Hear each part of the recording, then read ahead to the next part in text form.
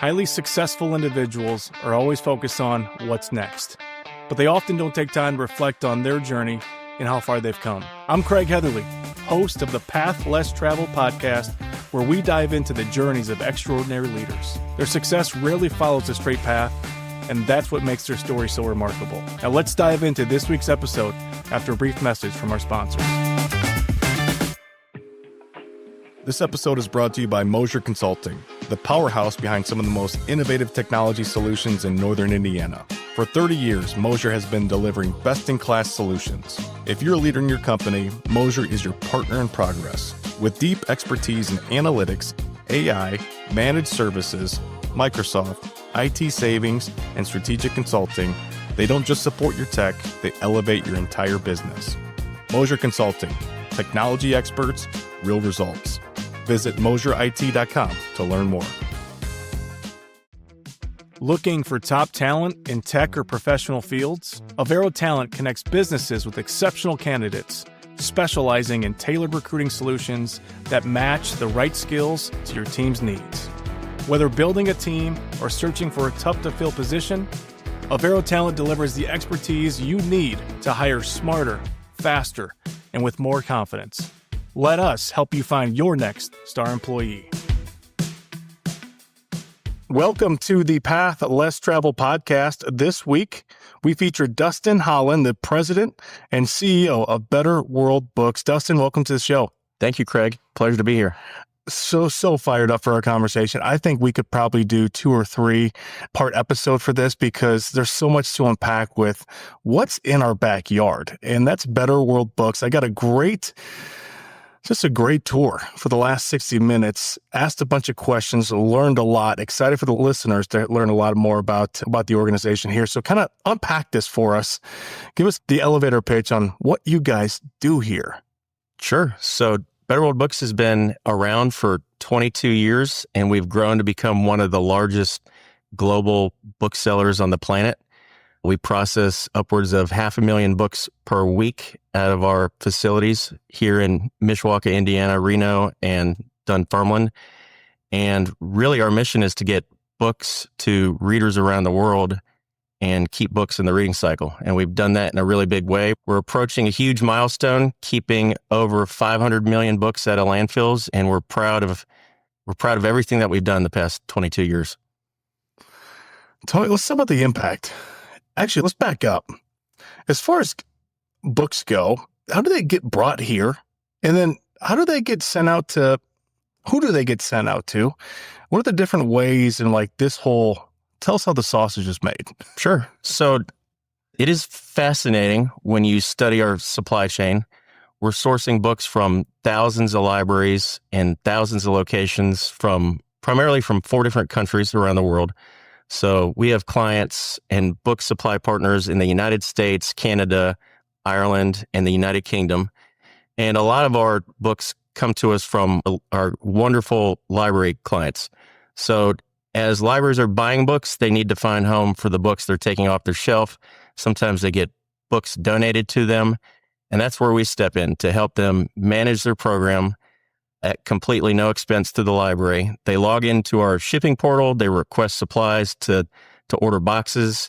Those boxes are shipped to one of our facilities via our amazing freight partners, whether that's UPS, FedEx, or LTL carriers that we have contracts with around the world.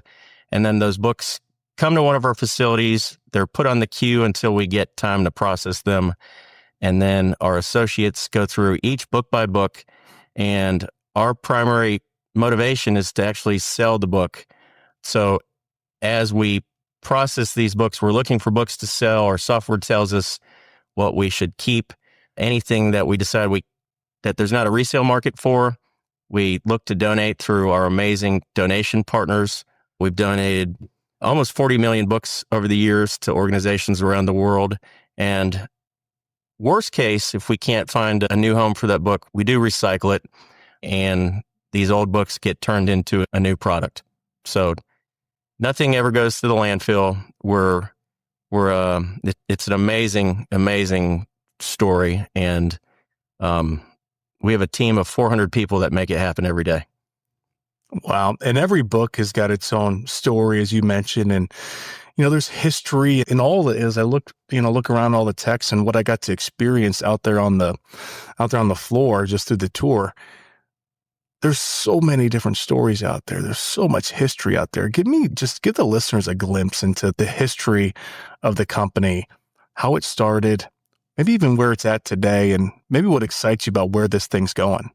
Okay. So the company got started running book drives on college campuses, starting first at the University of Notre Dame.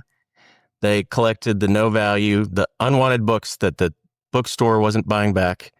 And they determined that you could collect these books and actually sell them. So the first marketplace that they listed a book for sale on was called half.com. It's no longer in existence. It was bought by eBay and promptly shut down. So they figured out they could list a book for sale online, and within hours they were selling the books that they had just previously listed, because another college student somewhere across the United States needed that book for the next semester, and it wasn't being used at the University of Notre Dame.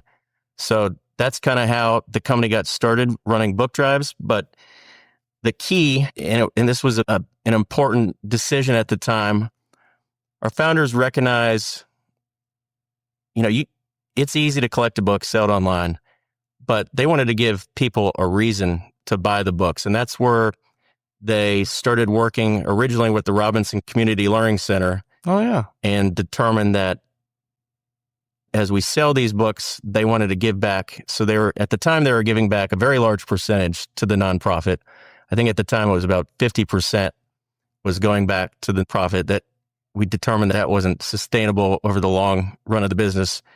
But at Notre Dame, it was Robinson Community Learning Center. As they expanded across the country, they brought Books for Africa into the mix. Actually, they made a call to Books for Africa, and they never heard back. So the next thing that happened was Books for Africa received a check in the mail for $20,000, and the rest is history. We've got a great partnership with Books for Africa. We've donated millions of dollars and millions of books to them. Right now, we have an employee that sits on their board, and it's just a fantastic partnership because they are the largest shipper of books to the continent of Africa, having served every country across Africa. And I believe they're up to 60 million books or so donated, which is pretty amazing. I've run a men's book club for a couple of years now, and I'm an avid reader. I'm not going to ask you your favorite books. All right, don't worry, because I'm sure it'd be hard to identify what those would be. But as I think about just the innovation that's happened just in this space, and I think the person outside of your world might think, wow, are books going to be going away, like physical books going away as things are becoming more digitalized? Kind of what's your thoughts on that? I'm here today to tell you that books are not going away. And thankfully, there's companies like Better World Books to keep books in the reading cycle. And in fact, more and more people are buying physical books, which I think surprised a lot of people. They thought, ebooks would put a company like Better World Books out of business. But as more and more new books are sold, those books turn into used books. And that's where Better World Books steps in with our partners to kind of harvest those books and bring them here so we can get them to where they're needed in the world. And I mentioned the campus book drives. The company kind of has branched out from campus book drives. We started in the library market in 2004. And today we're proud to serve over 5,000 libraries in 4 different countries. And libraries are the lifeblood of Better World Books. Our service is extremely appreciated by all of our library customers around the world, because previously a lot of these books were going to landfills. Yeah. In the cover of darkness. They were being dumped down well shafts. That's actually one of the first stories I actually heard was a group of librarians in Texas would gather at midnight at the library, and they would drive out into the country and dump thousands of books down a well shaft. So hopefully that doesn't happen anymore, but that's kind of what led us to realize that there is a huge opportunity for Better World Books to step in and create a service, make it sustainable. And here we are today serving thousands of libraries around the world. Yeah, well, let's talk about maybe the opportunity that you see coming. Not that I'm asking you to pull out a crystal ball and, share with us kind of where things are for sure going to be going. But what excites you about what's next for this company and just what's next within kind of just your overall world of books? Success changes the game. Your business is growing. New opportunities, ambitious goals, greater impact. But growth brings complexity. More people to lead, more moving parts, less time and space to think and connect. And when leaders feel that strain, teams do too. At Cressy Leadership, we help leaders navigate those challenges. Through individual coaching, group training, and our Leadership Academy, we build the skills and strengthen the connections that make growth sustainable, helping teams communicate openly, tackle challenges together, and stay aligned on what matters most. Cressy Leadership. Envision what's possible. So for us, one of our big areas of focus is on e-commerce and building out our own brand experience. That's why we've invested so much in betterworldbooks.com. One of our top missions at the company is to diversify away from all the third-party marketplaces that we sell on, simply because they don't allow us to have a relationship with those customers. Some of those marketplaces take 40% of everything. So if we sell a book for $10, they're taking $4 right off the top, to send rockets to space. Mm-hmm. But that's where we're focused. We're a very tiny fish in a very big sea, despite having, rescued half a billion books from landfills. But our future is bright. Just a few years ago, sales on our website was, it was like 6% of the overall company sales. We're getting closer to hitting the 50% milestone, which is huge because that means all that revenue we can reinvest into, keeping the company going, reinvesting it in our employees, growing the business, donating to our literacy partners, operating a general literacy fund and a sustainability fund, and doing all the great things that the company is able to do. And that's solely because we have customers buying from betterworldbooks.com. Selling on third-party marketplaces is simply not financially sustainable. And we've seen some really bad things happen. One of our largest competitors in the U.S. about a year and a half ago went out of business and had to close their doors. So hundreds of people lost their job. But the problem there was that 92% of their sales were through Amazon. And as I mentioned, the economic model there is not sustainable anymore for booksellers such as yourselves. Costs are going up across the board. It's a constant battle to keep a lid on costs. But thankfully, Better World Books is in great shape. We're able to step in and actually rescue a few of those employees. They're now involved in various aspects of our business, which has been awesome. Yeah. And we're able to pick up 5 million books from one of their warehouses and keep those books in the reading cycle. Well, you've been here for north of 20 years. You've kind of been in this role, I think, for the last 6-7 years. What do you love about what you do? The favorite thing for me is building, and I work in a very ambiguous environment. So there's not a day goes by, I don't have a routine. Some people love routine. The alarm goes off at 5 a.m., you're hitting the gym, you're doing this, you're doing that. But for me, I don't have a routine. We operate across a dozen different time zones. So that kind of drives what I have to do. And in any given moment, we could be doing a big deal with a new customer. We could have a problem with our IT systems going down. You never know what's going to happen or what opportunity is around the corner. That's really what keeps me going. We have 74 employees that have been here for more than 10 years, which is pretty remarkable. So to me, that's kind of validation that we're doing something right. I mean, Better World Books is an amazing story. We have not really done much over the 20 years to tell the story. We're constantly just trying to stay afloat and, list books on the marketplaces and get the books delivered to the customer. Now it's more about how can we improve the customer experience at betterworldbooks.com? How do we give people more reason to shop directly with us? How do we remind people that their purchases can make a difference when you buy through a company such as Better World Books and our website, betterworldbooks.com? That's what drives us. I mean, the mission is kind of embedded into the company's DNA, but if we weren't focused on the customer experience and we weren't focused on making tough financial decisions, there would be no mission. There would be no continuation of the impact. And we've had to make hard decisions over the years, but we're 22 years in and we're in the best shape that the company's ever been in right now. So we're extremely proud of that.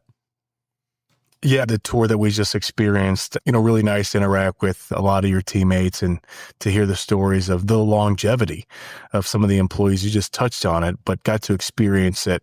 And just the love for their job that they have with a few of the individuals we interacted with, just fascinating. Just the different stories that they have, but the stories that they experience every single day, every single moment with a different book that crosses their desk. Well, the title of the podcast is The Path Less Traveled. And as we start to think about just kind of your leadership journey, when you hear that title, kind of how do you relate to it? It's a great title because I can tell you when I was in grad school, I never in a million years predicted that I would be working with books or working with libraries and librarians, but it's been extremely rewarding. I actually have the pleasure of working with some libraries myself, and they're some of my favorite clients. Obviously, the text, but also the level of engagement they have in their respective communities. So you say you never thought you'd be here. Never.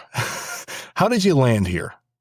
So wrapping up grad school down in Georgia at Georgia State University, I think I was the youngest, definitely the youngest student in the program.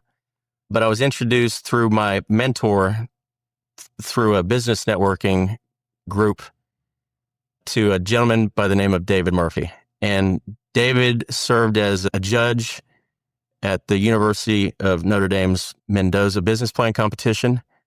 And he happened to be involved in this judging process and was introduced to a group of young, energetic, entrepreneurial guys that had this great business plan. And at the time, the company was named Campus Community Outreach. So for short, they called themselves CCO. And they'd asked David to be an advisor or a mentor to them to get through this business plan process. And through that introduction to David, he was looking for an intern to do financial modeling. And I found out about this opportunity. I went out to a Barnes & Noble bookstore that night. I bought a 3-inch book on Excel and figured out how to do financial modeling. So when I went and talked to David, he said, "So how good are you at financial modeling?" It was a financial services business he was a partner at. And, he fell for it. I could do enough financial modeling to get by. That book changed my life. If you're looking for a book that changed my life, that would probably be one of them.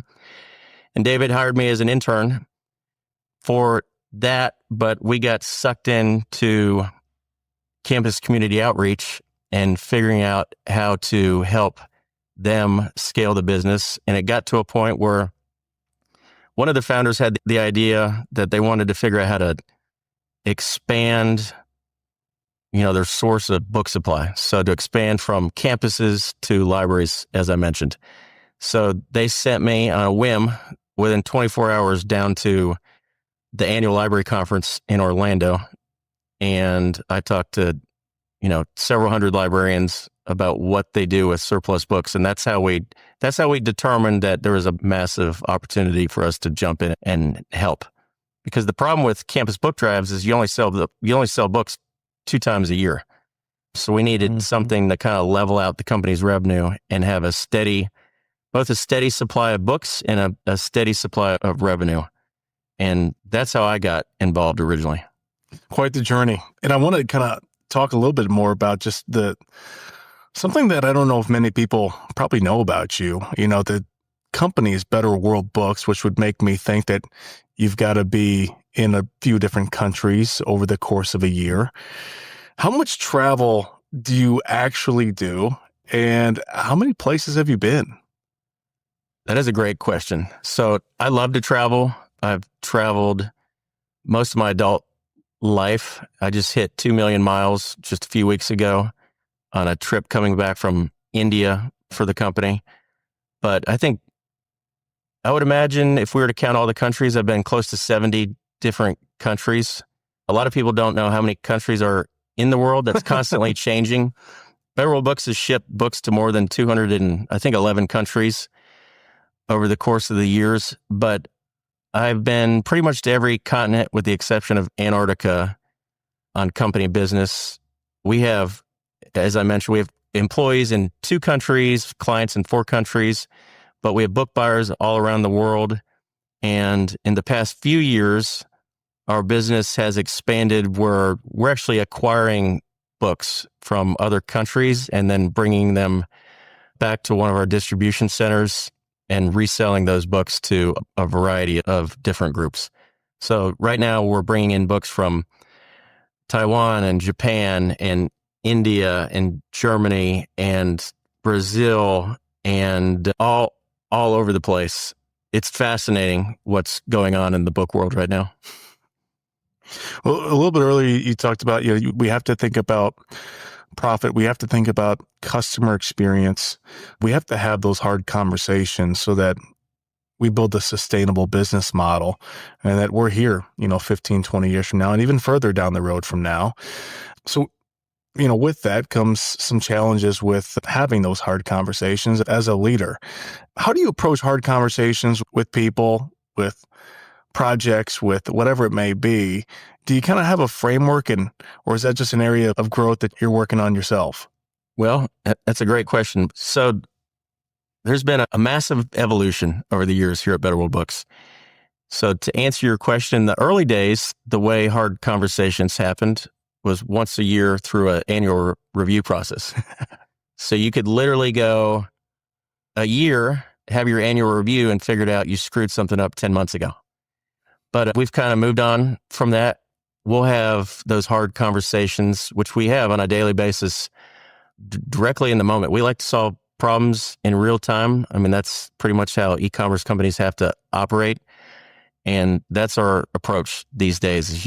If there's a hard conversation that needs to be had, you just got to, get the courage up to go have that hard conversation and get it over with. And usually, both parties appreciate that approach. I think waiting to have a hard conversation or avoiding something is not good. Yeah, there's a book, and I think it's Crucial Conversations, and it's one of my favorite quotes, and it's, you can measure the health of a relationship by measuring the lag time of when a problem is identified and when it's solved. And you're right, like just meet it head on. And, when I'm personally faced with these situations, like just do it. And it's amazing that how well received that is, but then also for the individual, how freeing it is too. Right. And there was a point in time where we had a corporate office in Atlanta. And because of what we're talking about here, I had told our CEO at the time, I was like, I've got to be more in the action. I mean, if this company is going to move forward and get things done, we've got to be more present at our main distribution center. And this is something people don't know, but I'm happy to talk about it now. I actually resigned at one point. Oh, wow. From the company. This will be a shock to a lot of my coworkers.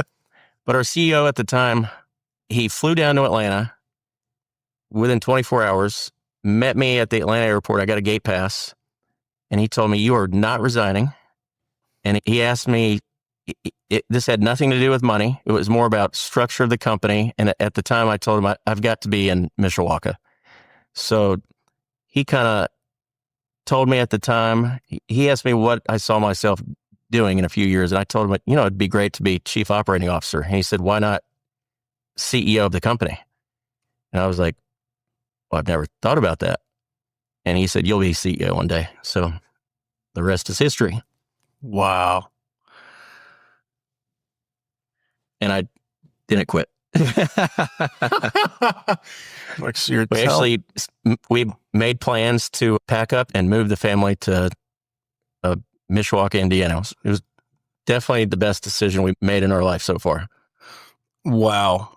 You know what? I find that, one, it's incredible. Two, I think we all kind of place these glass ceilings on ourselves.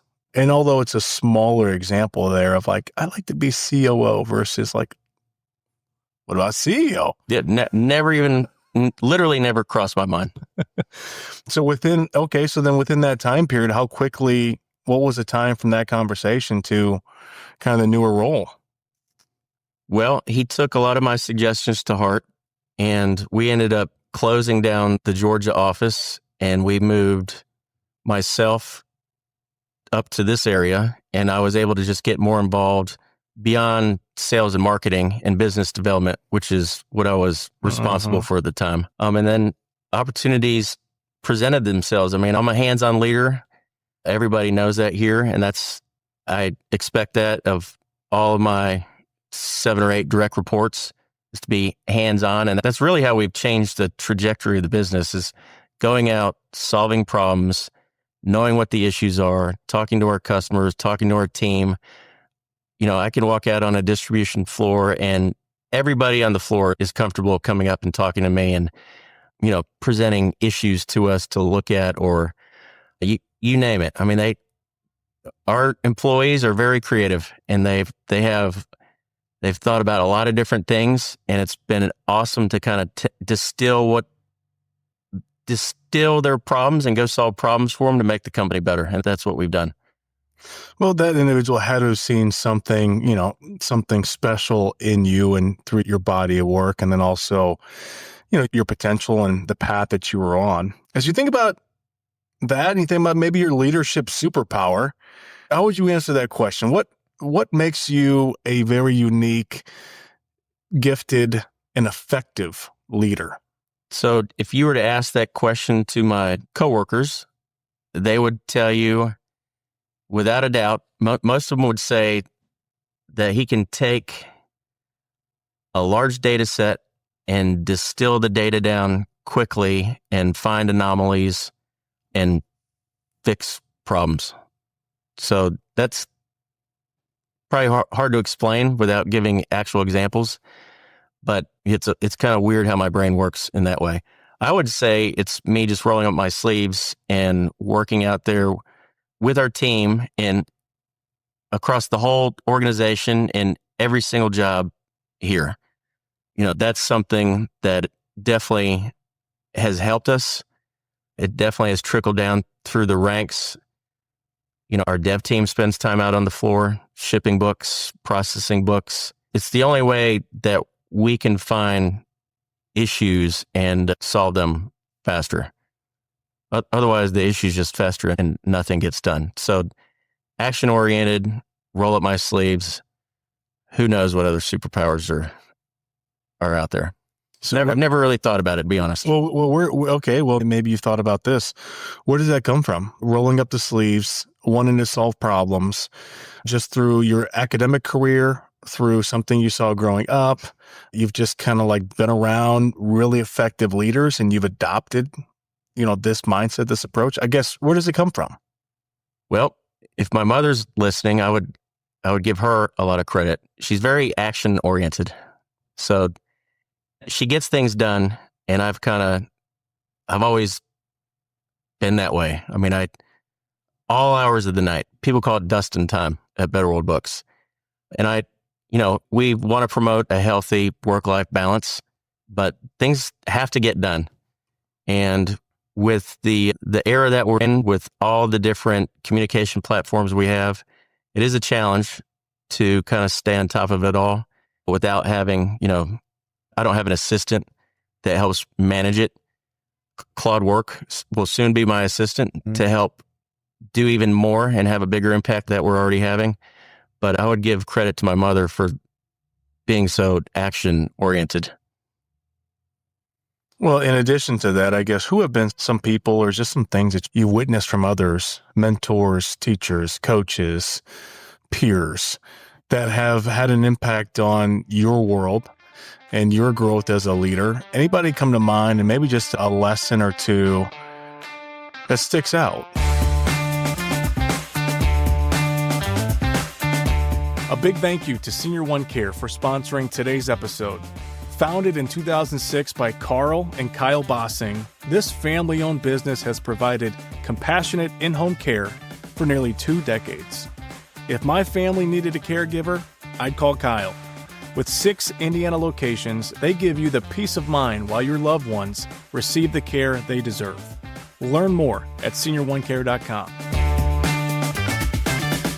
My best friend in life, unfortunately, he passed away a year ago. He was my mentor, and he was the one that introduced me to David Murphy, our first CEO. So he was a lawyer in Atlanta. I met him through the fraternity I ended up joining at the University of Georgia, where I was selected to be president of the fraternity when they were rebuilding and recolonizing on campus. And then the next term I was elected by my brothers to be president of the fraternity. But Ty played a pivotal role in my life. He was, he treated me like a son. He was a fabulous mentor. He was the one that has given me the encouragement to do all the things that I've gotten involved with here at Better World Books. He was the one that recognized 20 years ago that the most valuable thing, besides obviously our coworkers here, is the content that we have on our shelves and the content that we're keeping out of landfills. So that turned out to be a very valuable lesson that he passed on, because 6 years ago, Better World Books was acquired by a nonprofit based in San Francisco that was affiliated with the Internet Archive. And you want to talk about content, they are the world's content leaders. I mean, they've backed up over 1 trillion websites. They've preserved and digitized over 10 million books, I believe, at this point. They have a lot of data and a lot of content. And in the world that we live in now, content is everything. I mean, content is what's driving the world forward. Wow. Yeah, thanks for sharing the impact of your best friend. What are some things that you do to be a better leader tomorrow than you are today? And has that shifted? You mentioned that you don't necessarily have a routine, as you described earlier. But what are some things that you routinely do to be sharper tomorrow than you were today? So great question. I can tell you what I wished I did more of, and that would be more exercise. I look back over the last 20 years, I used to be an athletic person, but work has gotten the best of me. But I'm realizing now that I need to reverse that trend. As we get older, we all have personal situations that unfold, and, a lot of people regret some of the unhealthy lifestyle decisions that they made. So I'm doing my best to start exercising. That's something that I recently started actually on this trip to India. It's been great. I had my first yoga session there. I started running. At Georgia, I was going to be a walk-on track star, but didn't make it very far. Yeah. But as far as work's concerned, the thing that I push myself to do more than anything is constantly communicate. There's an endless stream of communication just across the board, across all of our departments, all of our leaders. We've gotten to the point where the company was not very good at intra-company communication, but we're at a point now where the team works hand in hand with each other. The IT team and operations team are joined at the hip. They're solving problems together. The sales team is connected, with marketing or customer care. And at the end of the day, that's where a lot of the energy gets spent, is communication, breaking down silos, breaking down those barriers so we can get things done faster. Let's unpack that a little bit. Breaking down silos, increasing and enhancing inner communications within a company. What's your approach there? Well, that I would say that's where the hands-on leadership style gets inserted. So that's literally, you just gotta, sometimes it's herding goats or chasing cats, but you gotta rally the troops. And we have employees in 100% remote roles. We have employees that are in hybrid roles. We have employees that are on site, 5 or 6 days a week. So there's no one magical solution, but we do a lot, and I do a lot communicating in person, visiting people. I find that in-person communication is definitely the best and my most preferred way of just connecting with people. And then outside the walls of the business, we do a lot of that in-person relationship building with a lot of supply partners, clients, our nonprofits. And there's no substitute for those in-person interactions. The pandemic was very hard for us, but it's probably one of our proudest moments is keeping the business going during the pandemic, because, wow, people really were craving, something to do. And books gave them an outlet during the pandemic. So, that was a proud moment for us, but it changed how we had to communicate on a dime. I mean, it was one day, all the leaders that had to lead their companies through the pandemic, that alone could be fascinating podcast material. Yeah. And fortunately and unfortunately, we're 5-6 years removed from that time, and most have wanted to forget about that.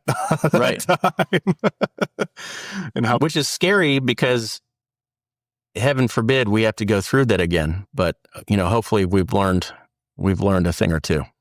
Well, I've got one or two final questions for you as we start to, close out this podcast episode. As you think about advice, and you think about advice that you've received or that you wish you would have received, I guess, what would be the advice that you would give to a younger leader, somebody just entering the workforce, or somebody about to step into a new CEO role or a new leadership role? I guess, what's some advice that you wish you would have received earlier? But I'd say my top advice to a young aspiring leader is, don't make your first career move solely based around, financial motivations. That comes over time. Put in the hard work. Don't give up. We've been told numerous times our business model was attacked. We're told you could never do this. How can you guys operate as a for-profit company and do what you're doing? And really, we've been pioneers in the social enterprise space. And thankfully, those that came before us never gave up. We're not giving up. Our mission is to get to a point where 100% of our sales come from betterworldbooks.com. We're almost halfway there, which is pretty amazing, but you can't give up. You're going to have things that come out of nowhere that could get in your way and cause obstacles and challenges for you. And you just got to persevere and get through it and, trust your gut instincts.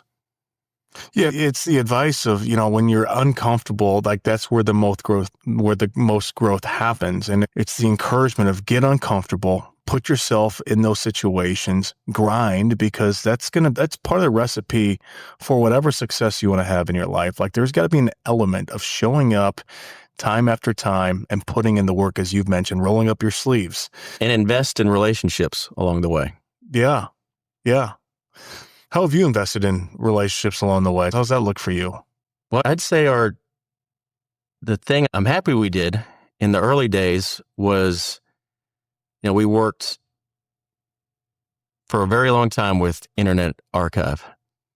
And, it turns out, and having a direct relationship with their founder, Brewster Kahle.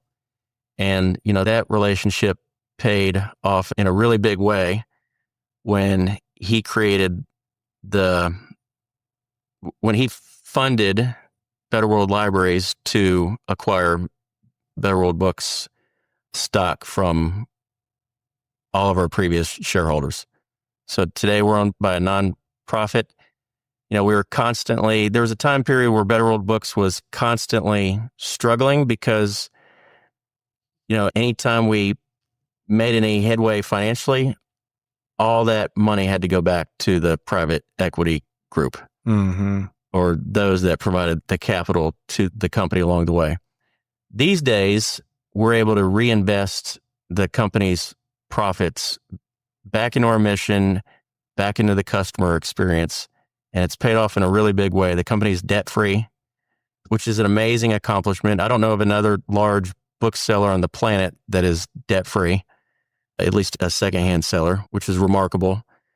And it all goes back to investing in those relationships and, going above and beyond to, serve your partners, serve your customers, keep them happy, do things that, it might take extra time or it might cost extra, but you never know how it's going to come back to you. And for us, it came back to us in a really big way.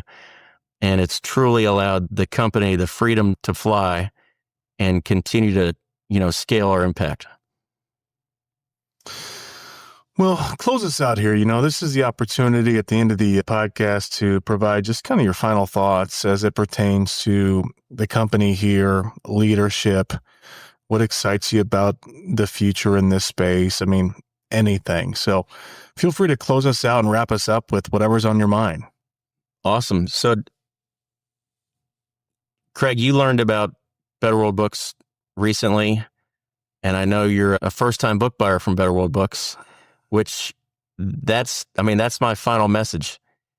The more we can get the message out that, people they really can make a difference with their purchasing dollars, go direct to betterworldbooks.com, or anytime you're making an online purchase, rather than go through the third-party marketplace, take a few extra minutes to go direct to that small mom and pop shop that might be listing their wares on that third-party marketplace.